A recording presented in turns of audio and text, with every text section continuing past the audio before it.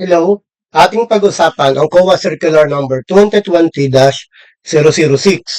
So it is the guidelines and procedure in the conduct of physical count of RPC PPE. It is the recognition of PPE items found at the station and disposition for the non-existing or missing PPE items and for the one-time cleansing of PPE account balances of government agency. So it is applicable local, corporate, and national. So ano nga ba yung rasyonale? Kasi yung existence of enormous amounts of discrepancy in PP account balances of government agency has become a perennial issue and caused the non-establishment of the accuracy of the PPE balances presented in the financial statements. So such condition, if not properly addressed, would always cause an exception in the fairness of presentation of the financial position of government agency and will deprive the government of reliable and useful information in decision making and accountability for this asset. So kung matatandaan nyo po na yung opinion ng auditor, meron tayong unmodified or unqualified opinion, modified opinion, adverse opinion, and disclaimer of opinion. So isang reason sa bakit hindi nakakapag-render ng unmodified or unqualified opinion si auditor dahil po dito sa PPE because it affects the fairness of the presentation of the financial statements. So thus, there is a need to provide guidelines and procedure to assist government agencies in coming up with reliable PPE balances that are verifiable as to existence, condition, and accountability. So yan po yung rationale kasi yung PPE ay napakalaking amount sa financial statement ng isang government agency. So ito yung nakaka-apekto. Ngayon, ito yung accounting standard. Ang PPE, it is a tangible items that are purchased, constructed, developed, or otherwise acquired. It is held for use in the production or supplies of goods or services or to produce program outputs. PPE, it is an item for rental to others, but it is not, but it exclude investment property. So the PPE, it is used for administrative purposes. It is expected to be used during more than one reporting period and not intended for resale in the ordinary course of operation. So yan po yung sa PPE.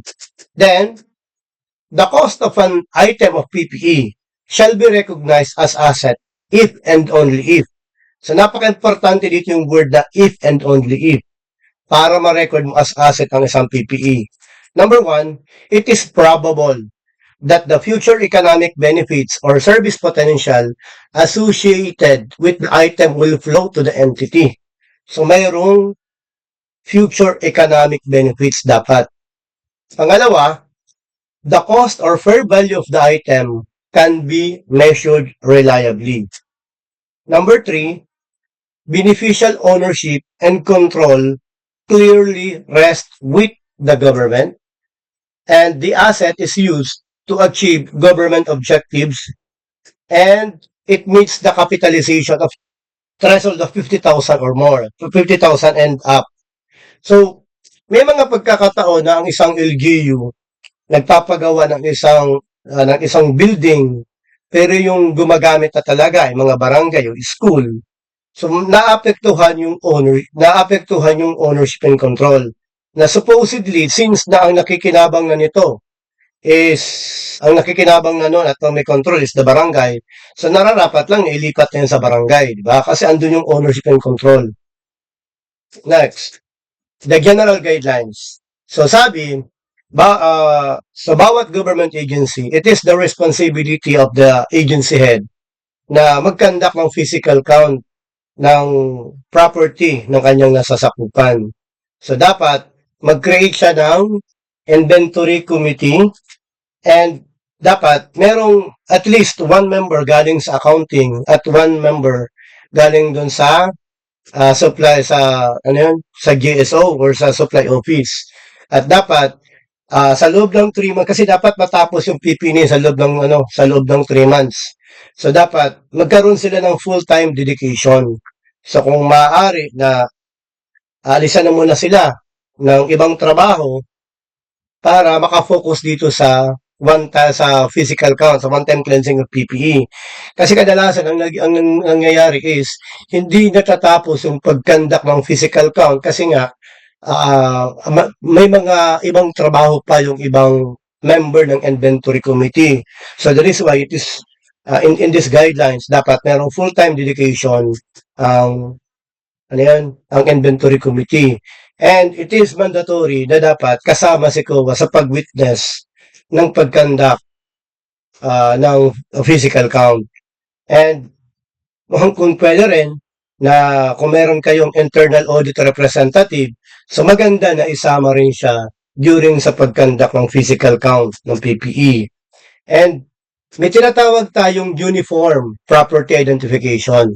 So, itong sinasabi na uniform property identification, so, kasi kumaga parang it applies to all government. Kumaga parang isahan yung design. So dito makikita nyo, yung 4 dito, it is the year purchased. Yung 00 dito, this is the PPE submajor group. Then ito po yung parang serial number, parang ganon. Ito yung parang siya, 4, 6, 8, 10, 14. Bali 14 digits siya, 14. Okay? Then kapag during the conduct of physical count, kapag nakakita ka na kayo ng property, automatically dapat lagyan na siya ng property sticker. At ang property sticker, meron naman siyang description. Number 1, yung description ng property, yung model number, yung serial number ng property, yung acquisition date or cost, yung person accountable, yung space for validation, signature of the inventory committee. So kung makikita nyo, meron siyang property sticker meron siyang property identification number, then meron siyang property sticker number na nakalagay yung details, no? Then, the responsibility to conduct the inventory count rests directly to the inventory committee. Of course, with the assistance, with the help of the GSO, of the supply officer. So, ang dito, ang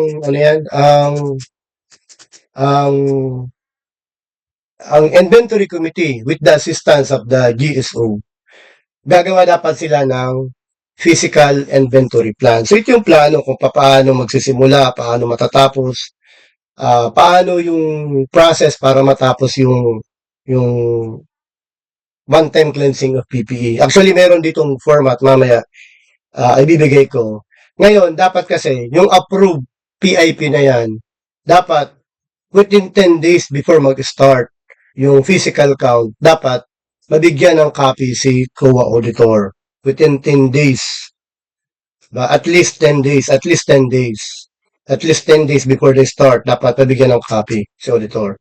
So, yung PIP approval na yan, sinasabi ko nga po na dapat approve yan ng agency head. And sabi ko nga, sabi to PIP to COA. And ang pinaka-importante dito sa general guidelines, kasi ang pinaka-goal ng COA Circular 2020-006 is dapat yung record ni accounting, tapos yung record ni supply officer, dapat pagtalian. Dapat ma-update yung records. Kung ano yung records ni supply officer, dapat same ng records ni accounting department. Kaya nga, to reconcile and to update records.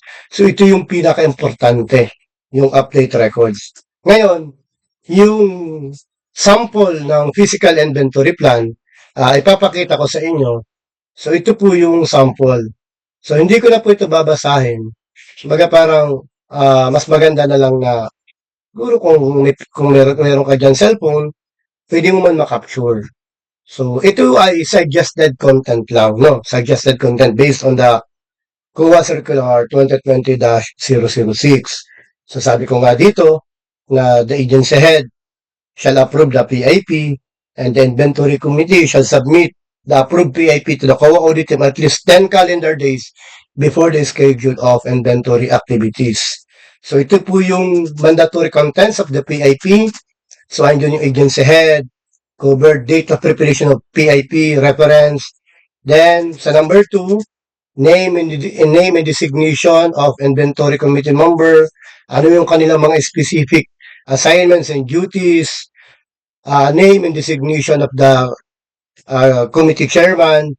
Representation, at least one each from accounting and GSO. So number 3 is scope and coverage. Yung coverage of the inventory, all PP items. Then meron siyang PP submajor groups to be covered. Then yung capitalization na 50,000 yung scope and coverage. So yung inventory schedule, yung cut-off date, tapos andito yung procedure sa baba. So ito po yung sample ng PIP, sample na content ng PIP. So method of counting, ano yung mga procedure without property numbers, anong procedure found at the station, procedure doon sa existing or missing PPE. Then actually 16, 17, 18, 19, meron din inventory working papers. Ayan. So yan yung yun yung dapat napapaload sa PIP. Then an important, sabi nga dito, PIP must be submitted to the co-auditing at least 10 calendar days before the scheduled start of inventory activities. So non-submission of the PIP to COA is an audit finding. So napaka-importante na meron kayong PIP, anong plano, mula sa simula hanggang pagtapos. Nakalagay doon kung ano yung mga duties and responsibilities ng bawat inventory member. So kompleto 'yon. No, yung mga dapat na gagawin, ano yung mga problem na ma-encounter. So nakaplano na lahat para bago pa magsimula, na siya, maayos na, So, dito tayo sa procedural guidelines. So, gumawa po ako ng parang flowchart, So, una, si inventory committee, tapos with the help of the supply officer, di ba sabi ko, gagawa sila ng physical inventory plan. Pero bago yung physical inventory plan na yan, ang unang gagawin ni supply officer, kukunin nyo muna yung latest RPC-PPE records niya. Or kung walang RPC-PPE na records, yung latest inventory records, kukunin niya, i-update niya muna. I-update na muna na record ni supply officer. Same with the accountant. Si accountant naman, kukunin niya naman yung PPE ledger cards niya. I-update niya. Ngayon, yung dalawa na yan, i-compare yan ni supply officer. Then, gagawa si supply officer ng report, yung list of PPE na kay accounting pero wala kay supply officer. At isa din na wala sa accounting pero nasa record ng supply officer. So gagawa siya doon ng schedule. So all of this, yung PP ledger, yung latest inventory reports, yung list of PP items, but not in RPC and vice versa, ibibigay yun kay inventory committee para maging part yun ng physical inventory plan, di ba? Ngayon, kapag nakagawa na si inventory committee ng plano, na sa COA, okay na, magsisimula na siya. Ngayon, pag magkakanda ka na ng physical count, pag mag-start ka na magbibilang, ang gagamitin mo na form is yung physical, yung inventory count form. So, ito yung sample ng inventory, inventory count form, nakalagay dyan. So, yan po yung inventory count form. So, itong inventory count form na to, ito ay per PPE account group. Diba? Halimbawa, yung building. Diba yung building, marami yan. Merong office building, merong school building. So, yun yung tinatawag na PPE account group. Ngayon, ito yung inventory, article, description, all property number assigned, new property. So, wala pa to, diba? Wala pa yan. Kunwari, wala pa yan. Yan. So, yan yung gagawin ito yung gagamitin na ICF. Ngayon, balik tayo doon muna. Baka kasi tayo. Ngayon, yung data doon sa ICF, ililipat yun papunta sa RPC-PPE. Benoted na during inventory count, gagawa din ng gagawa ng dalawang report gagawa ng dalawang report ano yan, si inventory, si inventory team. Magkakaroon ng dalawa. Una, yung mga item na nakita sa station, pero wala sa record. Diba? Parang ayan, meron ka nakitang PPE, pero wala sa record. So, anong gagawin ni supply officer? So, gagawa siya ng isang document. Ito yung document niya. So, lahat ng mga property na nakita pero wala sa record, dito yan isusulat ni supply officer. Dito yung isusulat. Ngayon, lahat ng yon, since nasa record pero wala sa, nakita wala sa record, ang gagawin ni supply officer, kailangan niyang i-update yung kanyang property card. So, mag-issue siya ng property card, mag-issue siya ng property acknowledgement receipt. Diba? Ngayon, yung property card na yan, since na alam na ni supply officer, kailangan niyang i-inform si accounting office. Para si accounting office, kailangan niya rin ma-update ang kanyang PPLC, yung Property Equipment Ledger Card, sa pamamagitan ng Journal Entry Voucher. Diba? Ngayon, yung isa namang document na gagawin ni supply officer, yung mga property na nasa record pero hindi nakita during inventory count. Anong gagawin doon? So, ito yung sample naman. Ito naman yung separate na document. It is the document. Again, it is per PP account group, no? Ngayon, it is the list of non-existing or missing PPE. So, ito naman yun. Lahat ng mga property na nasa record pero hindi nakita, ililipat dito sa document na to. Ayan o. Ngayon, yung ano na yan, yung found at station, kailangan yan ibigay kay accounting office. Kasi ang gagawin ng accounting office, may separate na discussion to kay accounting office, no? Ngayon, sa RPCPPE naman, makakakita ka naman doon ng mga property, di ba? RPCPPE, makakakita ka naman doon ng yung kondisyon ng property, di ba? Open natin yung inventory count sheet, di ba? So dito, nakalagay dito yung condition, di ba? Habang naghahanap ka, nakalagay dito yung condition. Yan ba serviceable, unserviceable, or whatever. So lahat ng mga unserviceable or hindi na kailangan, ilalagay yun sa IIRO. Tapos pala, dito sa remarks din, dito rin sa remarks, maglalagay naman dito ng parang ang ibig sabihin ng found at station or missing, ibig sabihin, yung mga missing na mga property, maglalagay ka dito ng remarks. Binoted po, no, yung data pala dito, para maintindihan niyo ako, yung data dito, ayan, yung data dito, galing ito sa latest inventory records ni GSO. Or kung hindi available yung inventory records sa GSO, yung RPCPP or yung accounting record. So, ililipat, kumbaga parang ang data doon, i-encode mo na dito. Pagka-encode mo, di may data na to, hahanapin mo to during physical count. So, kapag hindi mo makita, maglalagay ka dito ng comments. Ayan, missing. Ibig sabihin, nasa records pero wala sa nakita. Ngayon, doon naman sa mga found at station, dito sa baba, dito ka maglalagay naman. Yan. Maglalagay ka naman dito. Yung mga wala sa record, pero wala sa record, pero nakita mo, during physical count, dito mo naman siya ilalagay sa baba. Ayan. So, maglalagay ka dito ng remarks. Ayan. So, maglalagay ka dyan ng found at station.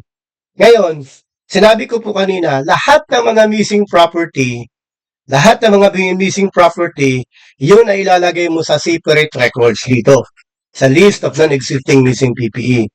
Lahat naman ng nasa baba dito, yung mga found at station, kumbaga, wala sa record pero nakita mo, ililipat mo naman yun dito. Okay, paano? Ngayon, doon naman sa mga unserviceable property, yan, sa condition, ililipat mo naman yan dito sa II Group. So may ano po yan. Yan po yung format ng II Group.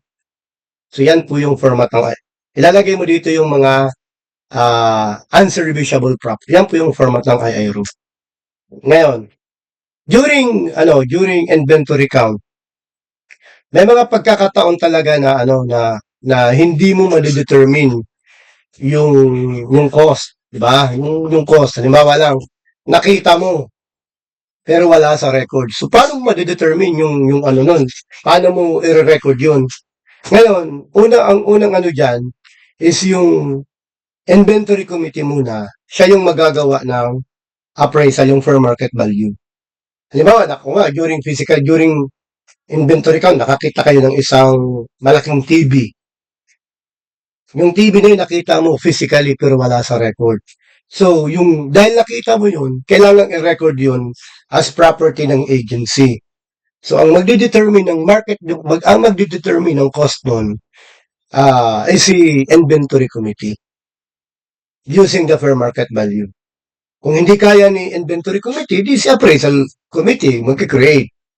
Or yung isa naman, may tinatawag tayo depreciated replacement cost. So may mga ganun na ano. So yung basis, by the way, yung basis pala ng cost dito, yung basis ng cost, yan. Ang basis mo number 1 is yung galing sa PPLC ni accounting. Yan ano. So yan yung inventory count from sheet. Now, yung II Group na yan, tapos yung not found at the station, kailangan yan ibigay kay accounting kasi gagawa ng adjustment si accounting. Okay, paano? So yan, mula rito papunta rito. Kasi i-record na ni accounting office yung mga property na nasa record pero hindi nakita, gagawa si accounting office ng adjusting entry.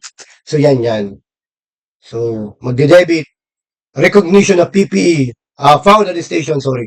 So, PPE na nakita pero wala sa record, ito yung entry ni accounting. Debit ka ng asset, then credit ka ng accumulated surplus TTC. So, yan po ay through JEB, then i-update yung PPLC, then i-update ni accountant yung kanyang general ledger. Kaya So, yung PPLC pala, ito yung component ng PPLC. So, yung PPE ledger card, dapat ito yung list of contents. Ayan, yung property number, yung depreciation schedule. Yan po yung information na dapat meron o dapat makita doon sa PPE ledger card. So, kung picturean nyo na lang po, ayan, running balance. Ayan po, yan po yung required information na dapat makita sa PP ledger card. Actually, may isa pa dyan. Yung isa pa dyan na may tinatawag tayong road network. Diba? Kung makikita mo, meron din tayong road network ledger card. So, ito naman yung needed information sa road network ledger card. Yan, date of transaction, reference job number, cost, accumulated depreciation, impairment loss, adjustments, carrying amount, repairs and maintenance. Yan. Now, next tayo. Ano ang gagawin doon sa mga nawawalang property? Baga, nasa record pero nawawala, hindi nakita. Paano mare-reconcile yun? Paano yun madidispose at madirecognize sa books ng agency? Una, since nawawala yun, ang unang gagawin ni supply officer, gagawa siya ng listahan, ng list of missing PPE. Ayan, di ba? Ngayon, yung mga list of missing PPE na yon, ang gagawin ni supply officer, i-check niya. Bakit? Kumbaga, mag-imbestiga muna siya. Bakit nawawala? Kasi, ang gagawin niya, i-double check niya kung kanino yung naka-issue na property. So, ang basis ni supply officer, to check yung property acknowledgement receipt, yung property card, or kung ano pa man. Kung aalamin ni GSO, o ni supply officer, kanino to naka-issue. mag-iimbestiga siya, di ba? Yung mga nawawala. Or, i-double check niya dyan yung IIRO. Baka kasi hindi na nakita, hindi na nahanap. Kasi malay mo na dispose na siya. Kaya i-double check niya yung IIRO. Or maybe, naibigay na sa ibang agency. So, i-double check niya yung property transfer receipt. So, mag-iimbestiga siya, bakit nawawala? Magkano siya kung kanino naka-issue. Now, yung IIRO na yan, kailangang bigyan ng copy si accounting office. Why? Para maalis na yon sa record. Kasi na-dispose na. So, kung na-dispose na yon, dapat i-record yun ni accounting office as credit na. Kasi na-dispose na eh. Ngayon, lahat ng mga missing property na yon, kailangang makita, kailangang malaman ito. Kung ito yung listahan ng mga missing property, i-double check ni supply officer, alin ba dito yung may request na for relief from accountability? Diba? Kailangan i-check. Ang iba dito nawala, matagal na, ay iba dito nawala, kasi ang iba dito meron ng request. Okay? Ang iba dito wala ng request. So, i-update niya, alin dito sa mga property ang may request na or wala pa. So, yan yung RORA. Actually, yung RORA na yan, merong standard format yan. Yan yung request. Ito yung mga checklist for relief from accountability. Yan yung mga documents na kailangan i-submit para ma-relief ka sa accountability. Yan, yung basic general requirements, yung additional requirements by type of incident, pag fire, kapag death or hold up. So yan, pwede nyo na lang po picturean, ano. Then, force majeure, earthquake. So yan. Important. The request for relief from accountability must be filed within 30 days from the occurrence of the loss. Because failure to file within the reglementary period does not extinguish the accountability but requires explanation of the delay. Dapat within 30 days. So doon na tayo sa RORA. Ngayon, yung RORA na yon, meron bang request for relief? Dahil kung walang request for relief, no, ang gagawin ni supply officer, gagawa siya ng demand letter. Ngayon, paggawa ni supply officer ng demand letter, may demand letter ako na na-issue, ilabas mo tong property. Pag nilabas yung property, yes, so kailangan i-inform si inventory committee para ma-update yung RPCPPE. Okay po, so para ma-update yung RPCPPE. Ngayon, kapag despite the demand letter, no, hindi na issue.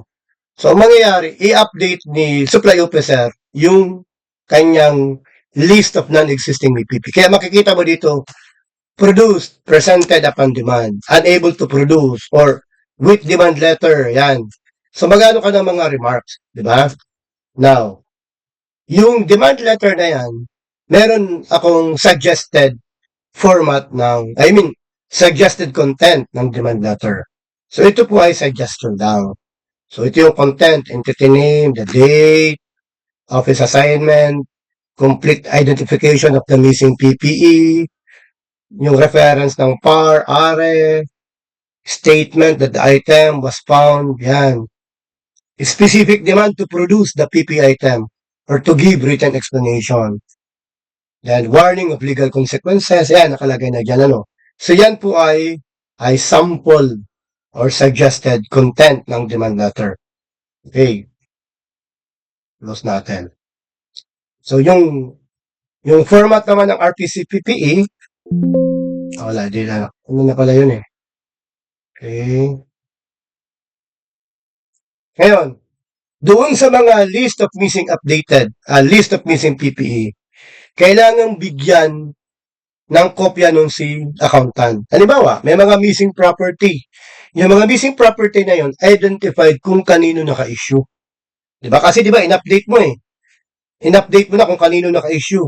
Pagka-update mo, ang gagawin ni accounting office, magre-record na siya ng receivable. Ito yung i-record niya. Recognition of loss and setting up accountability of accountable officer. So, magre-record na siya ng loss, tapos accumulated depreciation. Then, may nilalagay tayo, record from officers and employees. Diba? So, yan na po yan. Magre-record na ng ng loss. So, kung magkano yung, ano yun, magkano yung amount, yun yung tinatawag natin na, ano yun, depreciable value. May term po dyan na lalo na sa kapagbasa. So, yung amount na babayaran ay hindi po net book value, at hindi rin po total value. Kundi may magandang term po dyan. Ang tawag po yan, net depreciable value. Ganun po yun. Ano po? Yun po yung cost. So, yung mga property naman na hindi mo matrace kung kanino naka-issue. Kumbaga, ginawa na ni supply officer yung kanyang best. Na gumawa na siya ng demand letter, in-address niya na doon sa mga taong alam niya kung kanino naka-issue. Pero may mga property na hindi niya alam kung kanino naka-issue. Wala siyang idea. So, magkakaroon po ng investigation. So, ang next na mag-investigate si agency head. So, mag-investigate si agency head. Ang gagawin po ni supply officer, bibigyan niya yung listahan kay agency head. Sabihin niya, agency head, ito na lang yung mga property na hindi ko matrace kung kanino naka-issue. So, ang gagawin ni agency head, siya ay mag-iimbestiga. Kung ma-pinpoint niya kung kanino yung naka-issue or kung sino talaga ang accountable, gagawa siya ng demand letter. Yan. Paggawa niya ng demand letter, tapos together with the investigation report, di ba, sabi ko nga pala. So, gagawa muna siya ng demand letter. Papunta dun sa accountable officer na na-pinpoint. Kung mailalabas yung property, if yes, then i-inform si inventory committee, tapos yung si RPC-PPE. If halimbawa lang, nag-demand letter na, tapos hindi naman in-issue, nag-demand letter na, pero hindi naman dinabas. So, bibigyan ng copy si accounting, para gagawin ng accounting, gagawa siya ng journal entry. Kasi, gagawa na si accounting ng record ng receivable laban doon sa accountable officer. Kasi na-pinpoint na ni agency head at may demand letter na, diba, kung kaninong tao. Ngayon, doon naman sa mga, halimbawa, meron pa rin natitira. Kumbaga parang ginawa na ng best ni agency head na hindi niya talaga matrace kung kanino naka-issue itong property na to despite all effort. So may tinatawag magre-request siya sa COA na pwede ba COA matanggal yan sa record ng agency. So meron naman tayong tinatawag na procedure or mga documents requirements na hinihingi ang COA para i-grant yung request. So halimbawa lang i-grant ng COA. So pag nag-grant ng COA na matanggal yan sa records, kailangang mag-record din si accounting. Ito yung entry ni accounting. The recognition of non-existing. Yan. Loss of asset. Yan. So it is to the recognize office equipment and medical equipment with authority from COA. Kung ma-approve ng COA. Ano po? Kung ma-approve. Ngayon, so, bago tayo umalis, so ito yung sample investigation report format na naman. Ito ay suggested lang, no? Suggested only. Suggested lang. So, ito yung mga contents of investigation report. Ayan. So, picturean nyo na lang. Wait lang, anohin ko. Ayan. Data acquisition, accountability data, circumstances of loss, persons interviewed. So, yan yung sample ng investigation report.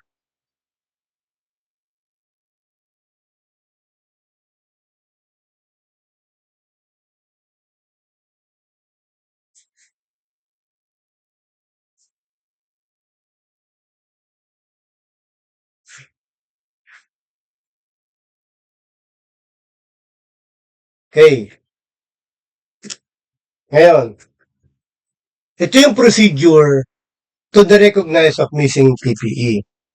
So, nag-request na. Ngayon, ang gagawin ng agency head, di ba? Of all the effort, mayroong mga property talaga na hindi niya na matrace kung kanino naka-issue. Mga missing, nasa record pero hindi nakita. So, ang gagawin, si agency head, magre-request siya ng derecognition sa COA. Pero dapat may dalawang kondisyon ang dapat ma-met para ma-approve ng COA to. Una, useful life. Sabi dito sa useful life, dapat, ang first condition, the PPE has already exceeded its estimated useful life. Hence, its carrying value is equivalent to its residual value. So, dapat, yung carrying value niya ay equal na sa kanyang residual value. Yan yung first condition. So, the estimated useful life ng PPE, andun yung sa COA Circular 2003-007. Andun yung mga useful life, no? Ano yung pangalawang requirements na dapat pa-approve ng COA? Hindi ma-pinpoint. Sabi dito, second condition, accountability, responsibility over the missing PPE could not be pinpointed after the conduct of investigation for the purpose. So, dapat, itong dalawa na to, dapat parehas yan ma-comply, ma-met. Dahil kapag hindi yan ma-comply, then hindi natin alam kung ma-approve yan ng COA. Pero, try nyo lang. Halimbawa lang na talagang may justifiable reason kayo. Try nyo lang mag-apply. Who knows? Hindi natin alam na kahit hindi ma-met yung condition and malaman naman ng COA na valid naman, hindi natin alam. Alay mo ma-approve. Diba? Next. Yung amount, yung kapag ang isang amount ay nagkakahalaga ng below 100,000 ba per property to. So yung request na yan po ay isasubmit sa resident auditor nyo. Sa auditor leader through sa SA through the auditor leader. So within 15 working days, i-double check ni COA, ni resident auditor, kung kompleto yung requirements. Diba walang hindi kompleto yung requirements? So, iba, kung hindi kompleto yung requirements, kaya 2 araw yan, kasi ibabalik din yan ni auditor papunta sa inyo. Ay, kulang ang documents. Ngayon, ang gagawin nyo, magre-resubmit kayo. Kapag na-resubmit nyo, then si auditor, mayroong 15 working days to decide on your request. Halimbawa lang na hindi na-grant ni resident auditor nyo yung request, then pwede kayo mag-appeal papunta dun sa cluster director or regional director. So again, 15 working days, mag-decide si regional director, and halimbawa lang i-deny o hindi i-grant na regional director yung inyong request, pwede kayo mag-appeal sa assistant commissioner. So sa assistant commissioner, meron na naman siyang 15 working days to decide. Pero kapag ang amount ay 100,000 up and below 1 million, so yung request na yan, direct na yan, i-request nyo sa cluster or regional director. So, i-double check kung kompleto yung documents, kung kulang, ibabalik. Pag binalik nyo and na-resubmit, may another 15 working days to decide si director. Then, pag hindi kayo nag-grant, pwede kayong mag-appeal sa assistant commissioner, then meron kayong 15 days.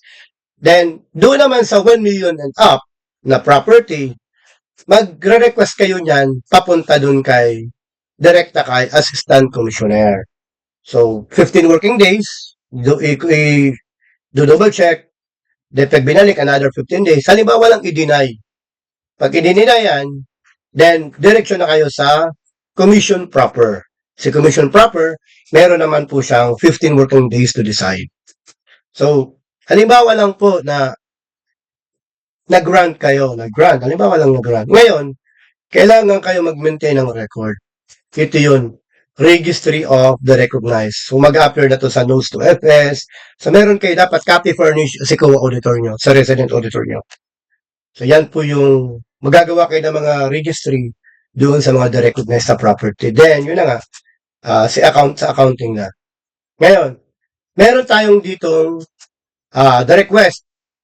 Yung request nyo dapat shall be supported with the following documents, Number 1, list of non-existing missing PPE and their carrying values certified by the head of the property unit and the accounting unit and the approved by the agency head. Diba? List of non-existing. Pangalawa, certification by the accounting unit head that the non-existing or missing PPE had already exceeded their estimated useful life and certified copy of the investigation conducted pursuant to Section 7.9 of this circular. So, yan, di ba? So, dapat ano yan? Okay. Ngayon, ano pa yung ano natin? So, ito naman yung ano, ito yung, ano yan? Suggested content only. Diba? Magre-request kayo, magle-letter kayo sa COA, halimbawa lang. Ayan. Subject line, request for authority to the recognized, sorry, PPE, halimbawa lang. So, basahin nyo na lang po, no? Ayan. Brief narration. Ayan. Reference. The list of non-existing PPE. Total carrying barrel value of all items subjected to request. Ayan. Statement of willingness to comply with any additional requirements. Ito po yung sa letter B, ito yung complete checklist. Ayan. Prepared using the format, Annex C, on group, ayan, certified correct. Then, that is for documentation number 1. Documentation number 2, ayan, si accounting head, state that the listed PP exceeded its useful life, ayan, shows the date of acquisition, ayan, signed by an account, and then, document 3, certified copy of the investigation report. Investigation conducted, contains, finding, yan.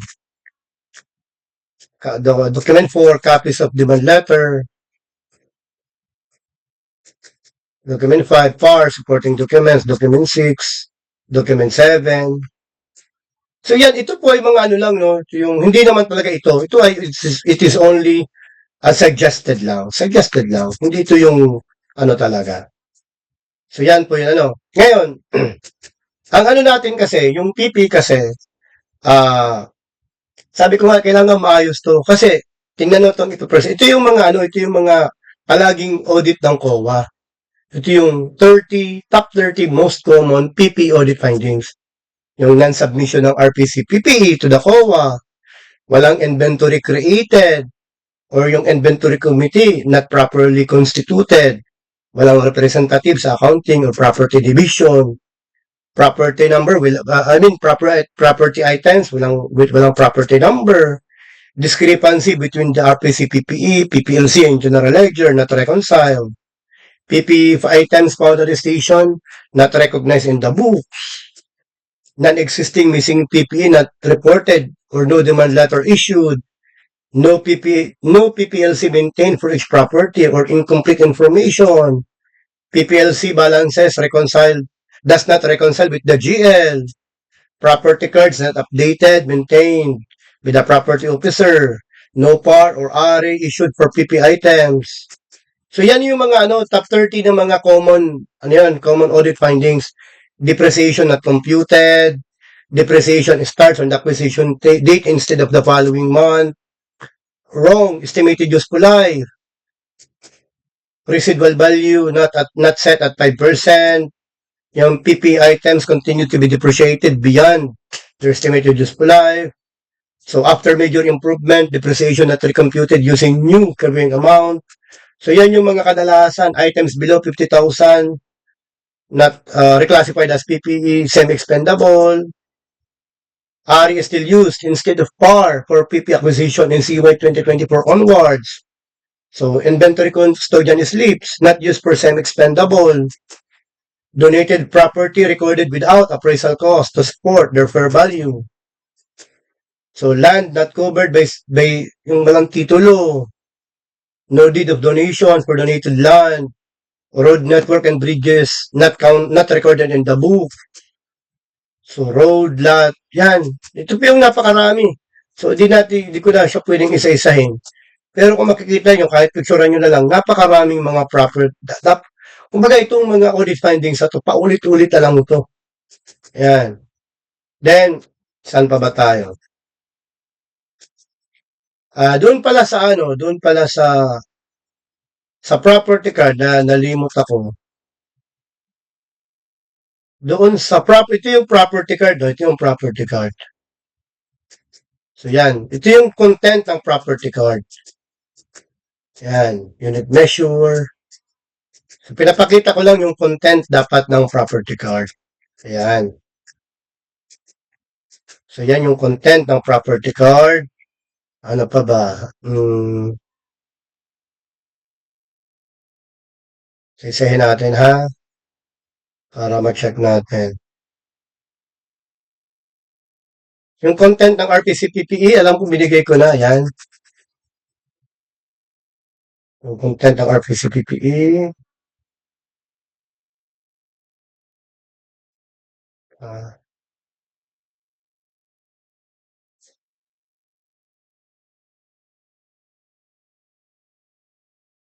Content ng property, ledger card. Ito yata yun. Tapos na yan.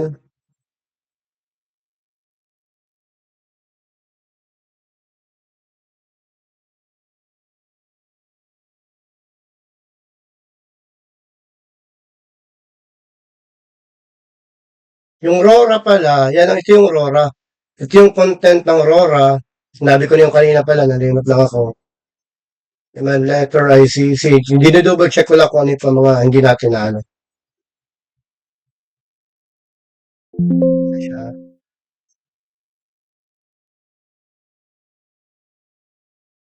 Ano kaya ano natin? Yung content ng PAR. Alam ko meron ako nunod eh. Ito yung content ng Property Acknowledgement Receipt. Alam ko meron akong ginawa. Ito yun. Ito yung content dapat na, ito yung content dapat ng, ng Property Acknowledgement Receipt.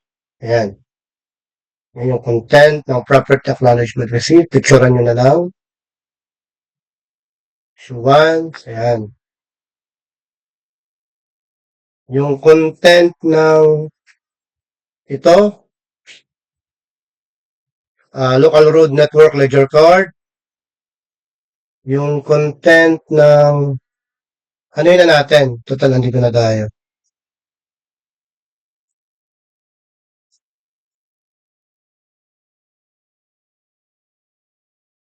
LRRN. Rendered. Ito yung binibigay ni GSO papunta kay accounting. Report of Local Road Network. So sana meron ito. Kasi kadalasan wala. Kasi dapat nakalagay doon yung component, yung description of each component. Yan. Ano pa ba yung dito?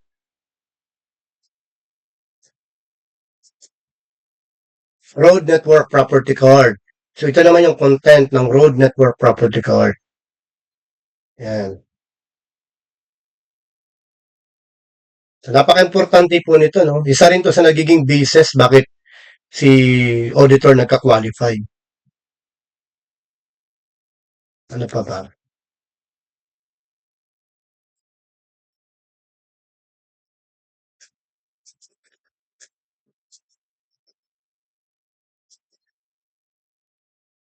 So far, wala na. So, yun man lang po. Actually, mayroon din akong ginawang Excel nito. Actually, meron din akong ginawang Excel na automatic meron ng PAR, na automatic meron ng property card. Kaya lang, hindi ko na dito ipopresent. And, by the way, meron din akong ginawang presentation para naman sa disposal of property. Ano nga ba ang dapat gagawin? So, yun lang po. Maraming salamat.